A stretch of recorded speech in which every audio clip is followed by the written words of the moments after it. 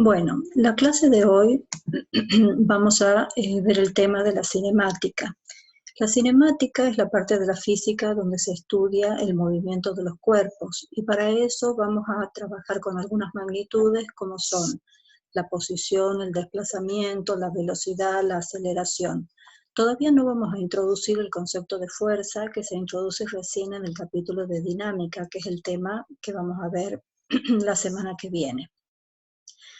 Bueno, para empezar a hablar del movimiento de los cuerpos, lo primero que tenemos que definir es cuándo nosotros consideramos que un cuerpo está en movimiento. Vamos a decir que un cuerpo se encuentra en movimiento cuando su posición cambia con respecto a un cierto referencial. El concepto del movimiento no es un concepto absoluto, es un concepto relativo. ¿Por qué? Porque un cuerpo puede estar en movimiento con respecto a un determinado sistema de referencia, pero puede estar en reposo con respecto a otro. Por ejemplo, para una persona que viaja en tren, la persona está en reposo con respecto a un sistema de referencia anclado en el tren, pero está en movimiento con respecto a las vías. Bien, entonces, para poder hablar de movimiento tenemos que hablar necesariamente de un sistema de referencia. ¿Y qué es un sistema de referencia? Un sistema de referencia nos va a permitir localizar un cuerpo tanto en el espacio como en el tiempo. Y un sistema de referencia consta de varios elementos. Por empezar, el primer elemento es el punto de referencia, que es un punto desde el cual nosotros vamos a especificar la ubicación de un cuerpo. Y este punto se puede elegir arbitrariamente. Por otro lado, un sistema de referencia consta de un sistema de ejes coordenados. Puede ser un eje, dos ejes o tres ejes, dependiendo de la necesidad que tengamos en el problema particular que estamos resolviendo. Estos ejes generalmente son perpendiculares entre sí y también se debe especificar el sentido positivo que se va a adoptar para cada uno de ellos. Por otro lado, un sistema de referencia consta también de un determinado instante que se elige como origen del tiempo. Nosotros podríamos elegir el origen del tiempo en el cero del reloj, es decir, podríamos decir, un auto se encuentra en tal lugar a las 12 del mediodía. Entonces ahí estamos eligiendo nuestro origen del tiempo a la hora cero del reloj. Pero eso no es necesario, nosotros podemos elegir el origen del tiempo cuando queramos. Por ejemplo, podemos elegir el origen del tiempo en el instante en que empezamos a estudiar el movimiento del cuerpo. Bien, el próximo concepto que vamos a definir es el concepto de punto material. ¿A qué le vamos a llamar punto material, masa puntual o partícula? Un cuerpo se puede considerar como una partícula cuando las dimensiones del cuerpo son irrelevantes para resolver el problema que tenemos que tratar. Esto sucede muchas veces cuando las dimensiones del cuerpo son mucho menores que las distancias relevantes en el problema. Por ejemplo, si nosotros queremos situar un auto en un mapa de Tucumán, un mapa de la ciudad de Tucumán, el auto lo podemos considerar perfectamente como un punto material, porque sus dimensiones son mucho menores que las distancias que aparecen en ese mapa. Entonces, toda esta primera parte, los primeros capítulos, vamos a considerar el modelo de partícula o masa puntual. Bueno, el otro concepto con el que tenemos que tratar es el concepto de vector posición. Acá en este dibujo está representado, la línea azul representa la trayectoria que sigue un cuerpo, es decir, el camino seguido por el cuerpo. Cuando el cuerpo se encuentra en este punto P, vamos a decir que el vector posición que ubica al cuerpo es un vector que va desde el origen del sistema de referencia elegido hasta el lugar donde está el cuerpo. Entonces, este vector que va desde el origen hasta el cuerpo puntual es lo que llamamos vector posición. A medida que el cuerpo se mueve, su vector posición va a ir cambiando. Entonces, en este caso, acá tenemos representado el vector posición inicial y un determinado vector posición final. ¿Cómo definimos lo que llamamos vector desplazamiento? El vector desplazamiento es el vector que va desde la posición inicial del cuerpo hacia la posición final. Acá yo estoy marcando lo que sería el vector desplazamiento. Matemáticamente, el desplazamiento, que lo vamos a designar con el símbolo delta R, se puede expresar como la diferencia entre el vector posición final y el vector posición inicial. Esta letra griega delta la vamos a utilizar mucho y siempre va a simbolizar una variación o un cambio de una cierta magnitud. Siempre va a ser el valor final menos el valor inicial. Bien, entonces hemos definido vector posición, es el que va desde el origen hasta el lugar donde está el cuerpo. Vector desplazamiento es el que va desde la posición inicial hasta la posición final. Ahora vamos a definir el concepto de trayectoria. A medida que el cuerpo se mueve, va pasando por distintos puntos. La trayectoria es la línea que resulta al unir todos los puntos por donde el cuerpo pasó. En este caso la trayectoria está representada con azul, mientras que el desplazamiento está con verde. Notemos que la longitud de la trayectoria no tiene por qué coincidir con el módulo del vector desplazamiento. En general no coinciden. Eso va a suceder únicamente cuando el cuerpo se desplaza en línea recta y siempre en el mismo sentido. Pero en general la trayectoria no tiene por qué coincidir con el desplazamiento. La longitud de esta curva es lo que nosotros vamos a llamar el camino recorrido o la distancia recorrida. Bien. Otra magnitud que necesitamos definir cuando hablamos cuando queremos describir el movimiento de un cuerpo es la velocidad. La velocidad nos mide cuán rápido o cuán lento el cuerpo se mueve. Si un cuerpo pasa, por ejemplo en este dibujo, desde el punto A hasta otro punto A', lo puede hacer rápidamente, es decir, invirtiendo poco tiempo, o lo puede hacer lentamente, es decir, invirtiendo mucho tiempo. Entonces, en una primera aproximación podríamos pensarla la velocidad como que es la distancia recorrida por unidad de tiempo, pero en realidad, de un modo más estricto, la velocidad se define como un vector. Entonces, la definición rigurosa de velocidad media va a ser el cociente entre un determinado desplazamiento realizado por el cuerpo y el tiempo, el intervalo de tiempo empleado en realizar ese desplazamiento. Por ejemplo, acá el cuerpo va desde el punto A hasta el punto A', realiza este desplazamiento delta R. Ese desplazamiento delta R dividido en el tiempo que demoró el cuerpo para ir desde A hasta prima es lo que me va a dar la velocidad media. Al igual que el vector desplazamiento, como dijimos, la velocidad media es un vector. Ahora, cuando nosotros calculamos la velocidad media, sufrimos una cierta pérdida de información. ¿Por qué? Porque veamos la parte B del dibujo. Si el cuerpo se mueve desde el punto A hasta el punto A', siguiendo la trayectoria 1 y después siguiendo la trayectoria 2, y demora el mismo tiempo en los dos casos, la velocidad media calculada va a ser la misma, porque el desplazamiento fue el mismo. Entonces, este cálculo de la velocidad media no me dice qué es lo que hizo realmente el cuerpo desde la posición inicial hasta la posición final. Entonces, para evitar esa pérdida de información, lo que podemos hacer es ir tomando vectores de desplazamiento cada vez más pequeños. En el límite vamos a definir la velocidad instantánea como el límite cuando delta t tiende a 0 de delta r sobre delta t. Es decir, una velocidad instantánea sería una velocidad media calculada en un intervalo de tiempo muy pequeñito.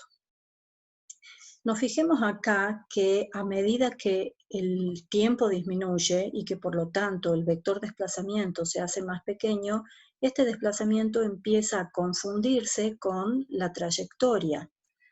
Entonces, en el límite, cuando delta t tiende a 0, el vector desplazamiento prácticamente coincide con una porción de la trayectoria y eso va a hacer que la velocidad instantánea calculada a partir de ese desplazamiento elemental resulte ser un vector que es tangente a la trayectoria. ¿Qué quiere decir eso? Que el vector velocidad instantánea toca a la curva por donde se mueve el cuerpo en un punto y resulta ser tangente a esa curva. Bueno, la velocidad, como ustedes ya saben, en el sistema internacional la medimos en metros por segundo. Otra unidad muy utilizada, que ya la hemos utilizado, es el kilómetro por hora. Recordemos cómo teníamos que hacer para transformar. Para transformar, por ejemplo, kilómetros por hora a metros por segundo, necesitábamos la equivalencia entre kilómetros y metros, y por otro lado, la equivalencia entre horas y segundos. Entonces, supongamos que tenemos 1 kilómetro por hora. Nosotros sabemos que 1 kilómetro equivale a 1000 metros. Entonces, en este caso, dividimos en 1 kilómetro y multiplicamos por 1000 metros, de modo que el kilómetro se cancele. Por otra parte, sabemos también que 1 hora equivale a 3600 segundos. Entonces acá multiplico por 1 hora para que esta unidad se cancele y divido en los 3600 segundos. De esta forma, las unidades viejas se cancelan y me queda al final en metros por segundo el resultado. Si tuviéramos al revés, si tuviéramos la velocidad en metros por segundo y quisiéramos transformarla a kilómetros por hora, también multiplicamos y dividimos por los dos miembros de la equivalencia, pero en este caso, los 1000 metros lo ponemos en el denominador para que se me cancele con la unidad que yo tenía, y el kilómetro lo ponemos en el numerador. Y en este caso, los 3600 segundos irían en el numerador para poder cancelar los segundos, y 1 hora iría en el denominador. Bueno, la otra cosa que tenemos que aclarar es que cuando nosotros hablemos de velocidad, nos estamos refiriendo al vector. Y hay que tener en cuenta que el vector tiene módulo, dirección y sentido. En cambio, cuando nosotros hablemos de rapidez, nos estamos refiriendo únicamente a el módulo del vector velocidad. Entonces, en los problemas hay que tener mucho cuidado, porque si hablamos de velocidad, siempre nos referimos al vector. Si hablamos de rapidez, nos estamos refiriendo únicamente al módulo de ese vector, sin tener en cuenta dirección y sentido. Bueno, la rapidez con que se mueven los diferentes animales varían mucho, de acuerdo a si estos animales son terrestres, a si se desplazan en el aire o si viven en el agua. Como para tener una idea de los valores, lo primero que tenemos que aclarar es que el valor de la velocidad para un determinado animal depende si estamos pensando en la velocidad máxima que ese ser vivo puede alcanzar, o si estamos pensando en una velocidad que puede sostener durante un largo periodo de tiempo. Acá en este cuadro, por ejemplo, están indicados los valores de velocidades máximas para algunos animales. El más veloz es el guepardo, que puede alcanzar a una velocidad máxima de unos 114 kilómetros por hora, pero no la puede sostener durante mucho tiempo. Apenas puede recorrer un centenar de metros con esta velocidad.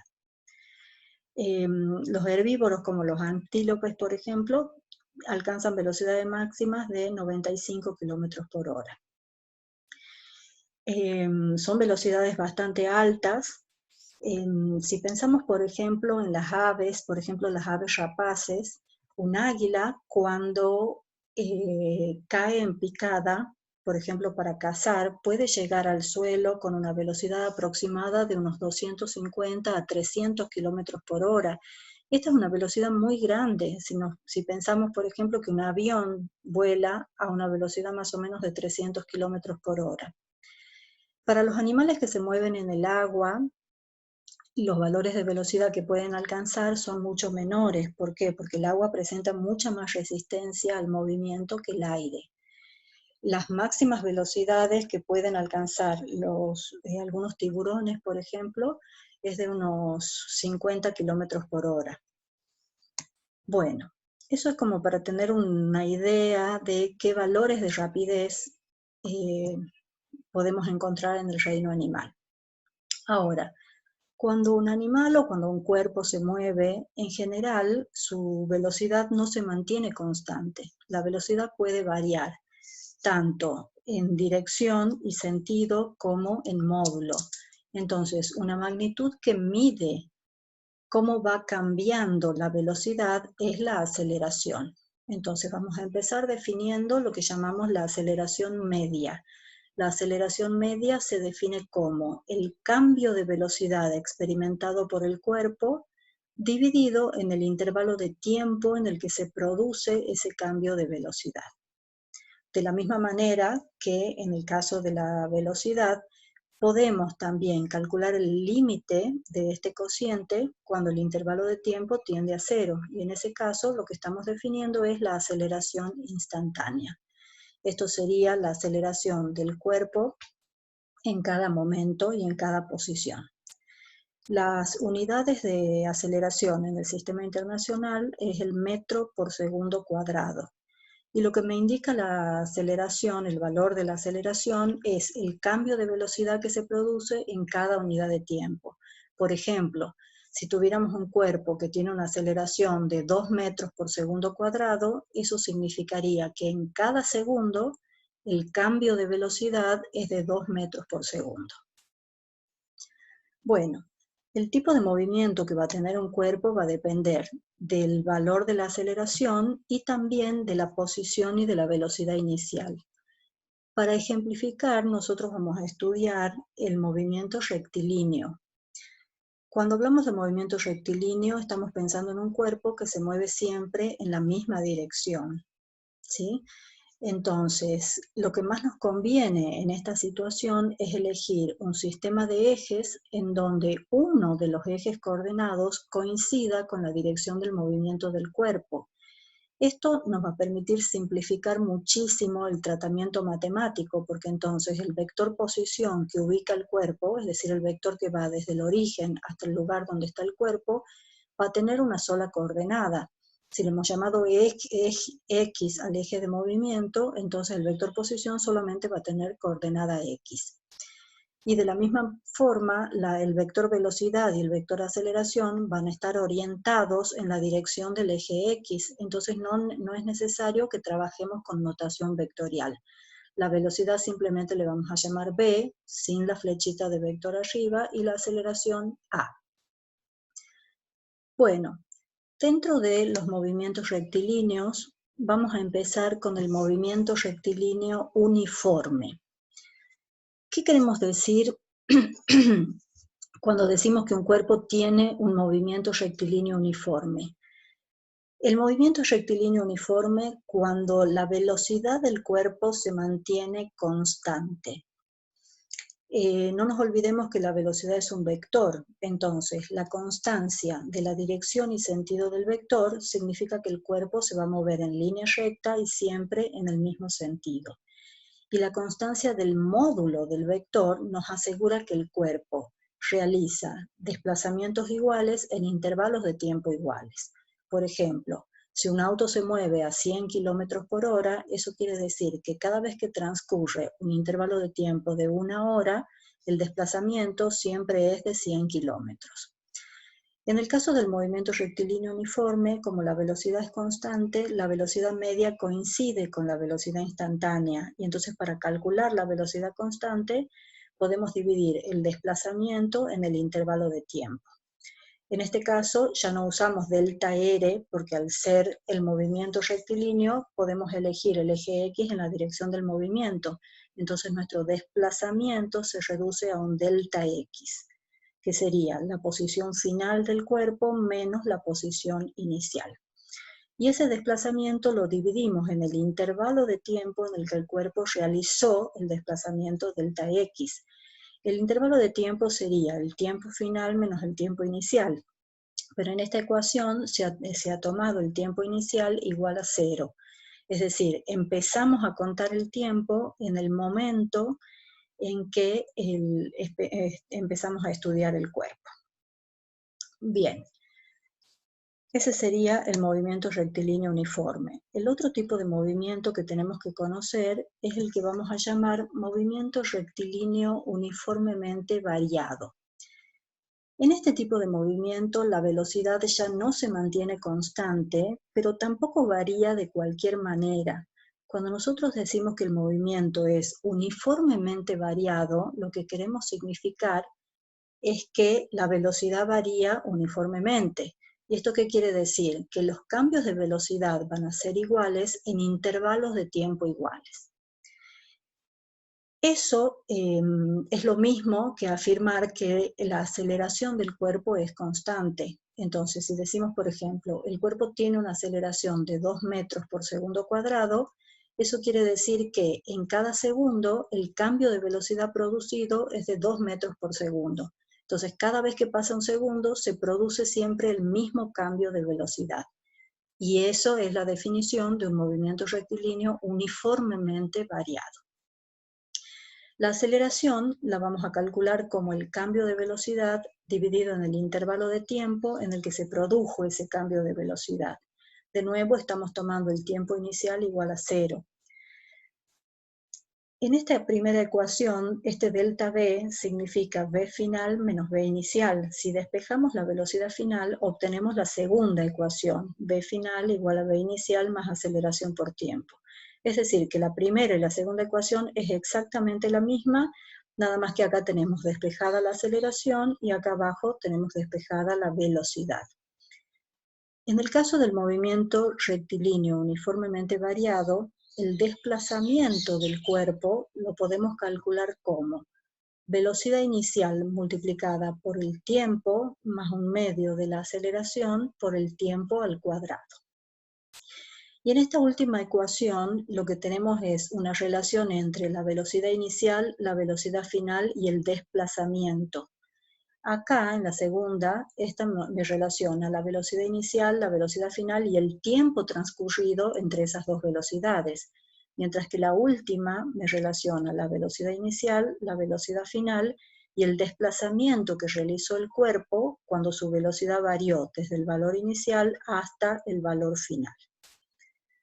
Bueno, cuando el movimiento es uniformemente variado, eso incluye a su vez dos tipos de movimiento. El movimiento puede ser acelerado o puede ser desacelerado. ¿Qué quiere decir un movimiento acelerado? El movimiento es acelerado cuando el módulo de la velocidad aumenta, es decir, cuando la rapidez aumenta. Y para que eso suceda es necesario que el vector aceleración y el vector velocidad apunten en el mismo sentido. Ahora, el movimiento es desacelerado cuando la rapidez disminuye. Y para que eso ocurra es necesario que el vector velocidad y el vector aceleración apunten en sentido contrario. Bueno, un caso particular del movimiento rectilíneo uniformemente variado es el caso del tiro vertical y la caída libre. ¿A qué le llamamos tiro vertical o caída libre? Si nosotros soltamos un cuerpo, permitiendo que este cuerpo caiga, o si lo lanzamos verticalmente hacia abajo o lo lanzamos verticalmente hacia arriba, a ese movimiento se le llama tiro vertical y caída libre. Si se puede despreciar el roce con el aire, lo que se observa es que el cuerpo se mueve siempre con la misma aceleración. Y a esa aceleración le vamos a llamar aceleración de la gravedad. En las proximidades de la superficie de la Tierra, la aceleración de la gravedad tiene un valor más o menos de 9,8 metros sobre segundo cuadrado. Es decir, que como esta aceleración es constante, un cuerpo en un tiro vertical o una caída libre hace un movimiento rectilíneo uniformemente variado y por lo tanto podemos usar para ese movimiento todas las ecuaciones que hemos visto acá, todas las ecuaciones que están en el cuadro. Pero tomando para la aceleración el valor de la aceleración de la gravedad, 9,8, a menos que el problema me dé otro valor. Bueno, con respecto a esto, al resolver los problemas, Si el cuerpo se mueve hacia abajo, ya sea porque lo arrojamos hacia abajo o porque lo dejamos caer, en general nos conviene tomar el eje de movimiento positivo hacia abajo, que es el sentido del movimiento. Y en ese caso, el vector aceleración, que es la gravedad que apunta verticalmente hacia la Tierra, va a ser positiva. En cambio, si nosotros tenemos un problema donde un cuerpo es lanzado verticalmente hacia arriba, ahí nos conviene tomar el eje X positivo hacia arriba. Pero como la gravedad apunta para abajo, en ese caso vamos a tener que tomar una aceleración que sea negativa, es decir, menos 9,8. Bueno, lo último que les quiero comentar es el tema del salto en los animales. Vamos a resolver varios problemas en donde vamos a analizar el salto de un animal, pero siempre concentrándonos en el caso del salto vertical. Acá en este ejemplo lo que observamos es una pulga, ¿no es cierto?, que está apoyada en el piso y acá ya despegó del piso. Cuando analicemos el salto de un animal o de un ser humano, vamos a distinguir dos etapas bien diferenciadas. Acá en este esquema se ha representado al insecto, por ejemplo la pulga, con sus patitas flexionadas. Entonces, lo que va a hacer la pulga es estirar las patas para darse impulso, ¿no es cierto?, y poder despegar del piso.